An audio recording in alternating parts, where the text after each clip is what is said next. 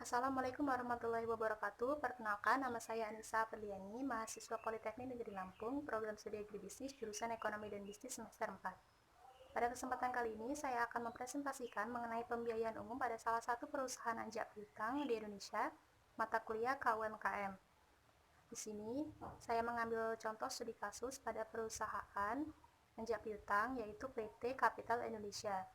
Bagian pertama yang akan saya bahas itu mengenai jenis-jenis transaksi anjak piutang pada PT tersebut. Yang pertama yaitu anjak piutang domestik atau lokal, yang artinya adalah transaksi anjak piutang terhadap tagihan antar perusahaan domestik. Yang kedua yaitu anjak piutang ekspor, yang artinya transaksi anjak piutang terhadap tagihan antar negara. Yang ketiga yaitu transaksi anjak piutang non-recourse, yang artinya transaksi anjak piutang yang dilindungi dengan asuransi kredit. Yang keempat yaitu adalah anjak piutang with recourse, yang artinya transaksi anjak piutang yang dilakukan tanpa menggunakan asuransi kredit. Bagian selanjutnya yaitu adalah prosedur pelaksanaan anjak piutang pada PT Kapital Indonesia. Terdapat 4 prosedur pelaksanaan. Yang pertama, klien mengalihkan atau menjual tagihan atau piutang kepada PT IFS Kapital Indonesia. Kemudian IFSI akan memberikan dana tunai sampai dengan 90% dari nilai tagihan atau piutang. Yang ketiga yaitu kegiatan penagihan dan pencatatan tagihan klien akan menjadi tanggung jawab IFSI. Yang terakhir yaitu secara berskala, IFSI akan memberikan laporan atas tagihan atau piutang klien yang telah dianjak piutangkan kepada IFSI.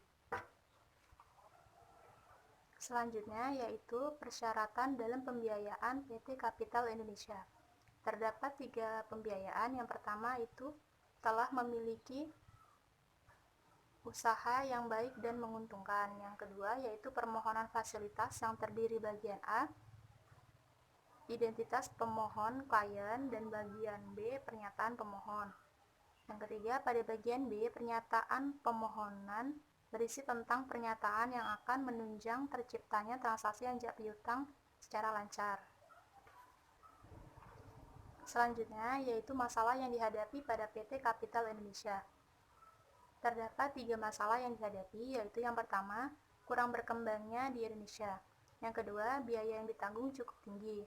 Yang ketiga, besarnya biaya berkisar antara 0,5% sampai 2,5%, tergantung kesepakatan antara anjak piutang dan klien.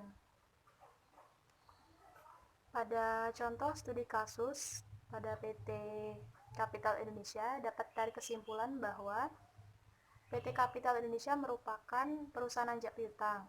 Perusahaan ini mengambil alih piutang yang dimiliki oleh klien, sehingga dengan adanya perusahaan anjak piutang ini, perusahaan klien tidak perlu menagih piutang kepada customer.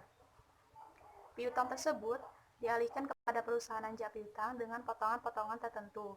Akan tetapi, dari banyaknya keunggulan perusahaan anjak piutang tersebut, terdapat beberapa permasalahan dan kekurangan sehingga membutuhkan strategi lebih lanjut mengenai lembaga pembiayaan agar dapat berkembang di Indonesia.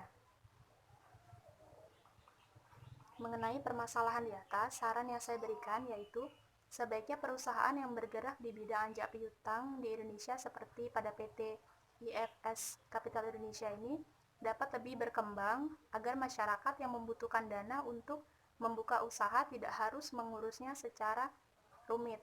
Untuk itu, perlunya pengelolaan dana yang lebih efisien lagi agar biaya yang dikeluarkan untuk penggunaan jasa tidak terlampau tinggi, sehingga tidak hanya perusahaan finansial saja yang dapat melakukannya. Sekian presentasi dari saya. Mohon maaf apabila terdapat kesalahan, dan kepada Allah saya mohon ampun. Wabillahi taufiq wal hidayah. Wassalamualaikum warahmatullahi wabarakatuh.